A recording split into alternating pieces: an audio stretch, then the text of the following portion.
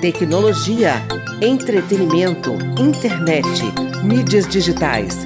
Papo de Futuro com Beth Veloso. O Papo de Futuro, nosso espaço de conversa sobre tecnologia, sociedade, democracia, conecta três temas que parecem distantes, mas que estão totalmente interligados.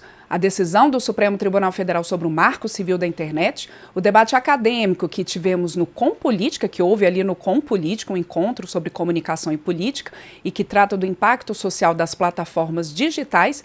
E aí, você pode acreditar também, o casamento do bilionário Jeff Bezos da Amazon em Veneza.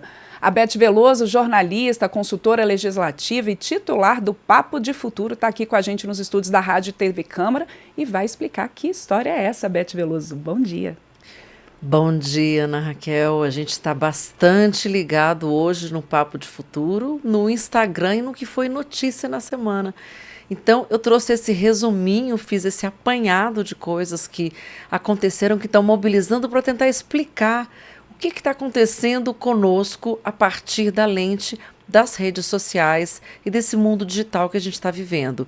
Então, parece um exagero, na verdade, mas o que une tudo isso é como a internet, Ana, hoje molda as nossas relações, o nosso imaginário que passa pelo que a gente pensa e até mesmo como a gente entende conceitos assim primordiais da nossa vida, como sucesso, felicidade, as nossas noções de poder. Então, para entender todo esse fenômeno, que eu acho muito importante para a gente encontrar uma forma de estar nesse mundo e se situar um pouquinho mais, a gente busca, então, discutir uma decisão histórica do STF que colocou, de certa forma, as plataformas digitais como essas grandes plataformas que a gente sempre fala aqui na parede e agora estão responsabilizando essas plataformas, né, pelos riscos que elas provocam a partir do conteúdo de terceiros que elas veiculam e como que esses danos podem se espalhar pela sociedade. E aí eu fui remeter para o congresso que eu participei do Compolítica, que é uma associação que estuda a relação entre política e comunicação, que são dois requisitos fundamentais da sociedade. E o presidente dessa associação, nesse evento, era o Sivaldo Silva, um professor renomado da UNB. A minha questão para o Sivaldo, para a gente aprofundar esse debate, foi: qual é o papel que nós, pesquisadores, atribuímos hoje às plataformas digitais na atualidade? Vamos ouvi-lo. Eu costumo dizer que nos meios anteriores, né, nós vivíamos com os meios de comunicação, né, vivíamos ao lado da TV, ao lado do rádio, ao lado do jornal. Com esses meios, hoje, nós vivemos através deles. Então, eles permeiam a nossa vida, ou são intermediários que permeiam a minha relação com o mundo e a relação com outras pessoas. E como a realidade se faz nas relações, então é um poder muito grande que as empresas têm e determinar, não como pensamos, mas um modo que nós caminhamos, que nós interagimos, inclusive o que é visível e o que não é visível, né? Os algoritmos determinam aquilo que eles consideram relevante e o que não é relevante. Então, é uma série de problemas hoje, então esse é um campo crescente. Nós temos vários fenômenos novos, né? Novos fenômenos antigos recauchutados, como, por exemplo, fluxos de desinformação, fake news, que geram uma série de problemas sociais. Bom, Beth, o Sivaldo Silva falou aí desses intermediários invisíveis, né, que organizam o fluxo de informação. Então, o que você acha? A gente pode dizer que hoje a nossa percepção do que é relevante, do que importa, do que não importa, ela está realmente mediada por esses sistemas? A gente sempre reclamou que a comunicação era mediada, Ana, pelo rádio, pela TV, né, por grupos, digamos assim, que estavam sempre dominando o que a gente assistia e criando uma cultura, digamos assim, nacional a partir da mídia, que seria o quarto poder. O que muda agora com essas novas plataformas digitais? O poder não diminuiu como a gente imaginava, ele aumentou. Então, na verdade, a realidade, aquilo que a gente vivencia no nosso dia a dia, que parece determinismo ou parece acaso, o que você acreditar, coisa de Deus ou coisa do destino, acaba sendo fruto de um ambiente que é totalmente filtrado. E essa é uma visão essencial para a gente poder entender como as coisas acontecem hoje. Porque aquilo que aparece no seu celular, ou aquilo que aparece na sua timeline, ou linha do tempo, nada disso, gente, é neutro, né? Isso é resultado de algoritmos, de sistemas que são programados, que são alimentados por dados e informações e que te mostram o que você vai ver. Então, não existe nenhum tipo de alimentação ou filtragem orgânica. Na verdade, tem alguém por trás daquilo que está determinando, a partir da programação desses algoritmos, o que quer que você assista com fins específicos, com objetivos específicos. Então, isso cria o que a gente sempre conversa aqui no Papo de Futuro, bolhas, distorce a realidade, e eu estou falando em função disso para a gente tentar entender um pouquinho uma decisão super atual, que é a decisão do Supremo Tribunal Federal de assumir o controle do conteúdo sobre essas plataformas, que é uma discussão que está, assim, correndo muito na internet, está muito frenética, né, e um pouco acalorada. E faz, então, com que esses discursos que a gente tenta controlar na rede, né, de fake news, a partir de uma educação, a partir até de um trabalho realmente de convencimento das plataformas, acabou não dando certo e levou realmente a uma decisão, a um movimento por parte do Estado. Por quê? Porque ninguém consegue viver hoje sem limites específicos. E aí, esse controle social que a gente diz, e controle estatal, que partiu agora da decisão do Supremo, que provavelmente vai ser modulado pelo Congresso Nacional, se conecta com o que a gente chama, na academia, de imaginário social. Por exemplo, Ana, eu vou trazer já para a realidade, para a gente conseguir visualizar, apalpar isso tudo que eu estou falando. O casamento do Jeff Bezos, que é o senhor Amazon, que é o fundador da Amazon, que dispensa apresentações, é claro. E essa cerimônia, essa grande, né, celebridade que houve aí, celebração em Veneza na semana passada, foi uma cerimônia luxuosa, né, que foi divulgada nas redes e que não vai muito além de uma simples fofoca, né? Que é uma construção simbólica do que a gente diz, que é a ideia, a figura, o imaginário de um empreendedor de sucesso, que é feliz no amor, que é bilionário, que tem um poder global. Tudo isso que é vendido como uma receita, né, de sucesso e de êxito nas redes sociais e na internet de um modo geral, no stream, no YouTube.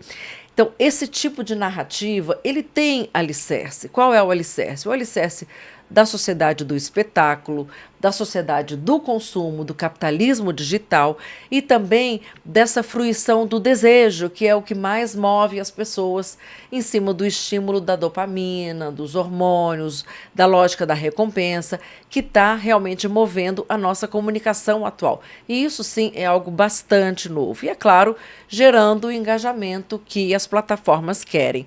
Portanto, a gente pesquisa tudo isso, com política é para isso. Professor Sivaldo Silva e todo o exército aí de bons pesquisadores que nós temos no Brasil e mundo afora tratam exatamente da gente entender, ok, nesse mundo aí de bilionários, né, que é para poucos, mas que é realmente a notícia que se espalha, os grandes influencers e etc., como é que fica o nosso lugar, né? Onde é que a gente se coloca nele? Vamos ouvir o Sivaldo Silva. Há várias dimensões, né, que a comunicação política hoje digamos, que a comunicação política hoje significa, e por isso nós temos que pesquisar sobre isso, entender como isso funciona, justamente para nós entendermos o nosso lugar no mundo e como nós construímos realidade, né, realidades políticas, sociais e, e realidades sobre como nós agimos no mundo, né, em termos políticos, em termos, digamos, como essa relação acontece na prática, né? E com os efeitos disso, quando nós temos vários intermediários fazendo essa ponte entre a nossa vida, entre aquilo que nós fazemos, como nós vivemos hoje, dizem, né? Essa relação entre nós e outras pessoas e outras organizações. Pois é, né, Beth? O casamento do Jeff Bezos gerou toda essa comoção na internet, gerou protestos na vida real, lá em Veneza, de gente que falou que Veneza estava fechada, e até esse burburinho contra também movimentou as redes. Mas, por um lado, gerou esse protesto ali real, a gente também teve o protesto virtual e teve quem só ficou consumindo. Então, por essas pesquisas sobre construção de realidade, do debate público, como é que você vê hoje o papel do cidadão? Ele muitas vezes está automatizado nessa rolagem ali da rede social? Pois é, Ana Raquel, a gente não consegue olhar pelas redes sociais o que está por trás, por exemplo, do sucesso do senhor Jeff Bezos, né?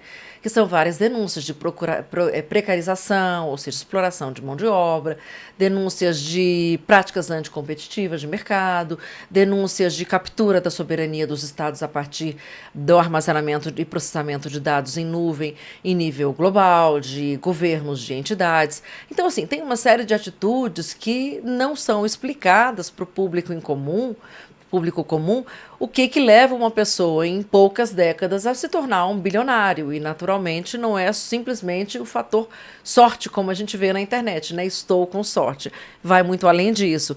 Então, eu acho que essa palavra autonomia que você colocou é fundamental para a gente entender realmente qual é a nossa principal ferramenta e como é que a gente consegue responder, dar respostas efetivas, ou para se colocar como um futuro Jeff Bezos, ou para se colocar como uma antítese de quem ainda prega por uma comunicação mais democrática, por uma distribuição maior de recursos, por menos concentração na política e na comunicação, e países, enfim, uma geopolítica econômica mais igualitária, digamos assim, né? E eu não estou fazendo aqui um discurso de esquerda, eu estou falando de uma sociedade que é cada vez mais concentrada, porque a comunicação acaba permitindo, propiciando que isso aconteça.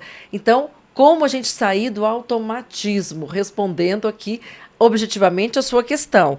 A gente precisa ter conhecimento em primeiro lugar, né? A gente precisa estudar como essas plataformas funcionam, e isso também está nas redes sociais. Se você passar a fazer essas buscas, o próprio algoritmo vai te trazer mais informações que você pode aprofundar e entender exatamente de que lado você quer estar. Não precisa ter uma antítese, você pode ter uma visão crítica, mas também não ser radical a ponto de negar esse mundo ou querer sair desse mundo, porque a vida social ela é importante para nós, e a partir da compreensão de que a internet é um fenômeno social, né, de como ela afeta a política, de como ela afeta o nosso comportamento, de como ela afeta a nossa autoestima, né, o nosso cansaço, que é cada vez maior, a forma como a gente se sente cada vez menos empoderado e exaurido, né, e num modo automático, e tudo isso vai fazer com que você coloque limites, faça uma autorregulação, estabeleça um tempo em que você quer ficar na rede, simplesmente não vá caminhando pela rua, como eu estava conversando com o Jober aqui mais cedo ali na Copa. Jober, que é nosso âncora aqui na Rádio Câmara, né? Nosso super âncora, ele falando, gente, o cara estava de bicicleta no celular às 6 horas da manhã e assustou, porque ele quase me atropelou no carro. Então, tudo isso está relacionado a essas questões, né? Por exemplo, eu queria trazer uma estatística aqui, como as redes são tão importantes, que o Digital News Report do Reuters Institute fala que mais da metade das pessoas hoje que usam a rede social buscam informação pela rede social. Só que a gente lembra que a rede social, ela está na mão de pessoas como Jeff Bezos, que manipulam essa informação. Então, não é uma comunicação neutra, os algoritmos são programados para fazer o engajamento, e a Amazon, por exemplo, ela é dona desses serviços em nuvem, que armazenam os dados de governos, plataformas, empresas, e que também traz o seu algoritmo, que prioriza o conteúdo da Amazon, que esconde, de certa forma, o conteúdo de outras pessoas que estão oferecendo o seu produto. Então, essa concentração econômica e social, ela também molda a nossa informação, que deixa de ser uma informação baseada na relevância, no interesse público e na verdade, na veracidade, né, na integralidade dessa informação, para ser completamente determinada pelo valor econômico dessa informação. Quem pode pagar mais, né? Como é que eu faço uma concorrência desleal? E aí eu chamaria de novo, né, o Sivaldo para discutir justamente essa camada protetora desse poder. Por quê? Por trás disso tudo está aquilo que a gente está tentando combater aqui, que é a falta de transparência, o que eu chamaria de accountability, ou seja, as empresas precisam ter responsabilidade, prestação de contas e agir também com essa transparência. E é por isso que, apesar de tanta polêmica, Ana Raquel, eu louvo a decisão do Supremo Tribunal Federal, que mais uma vez precisa ser trazida ao Congresso Nacional para que as regras sejam apuradas, refinadas e realmente funcionem a contento. Vamos ouvir o Sivaldo.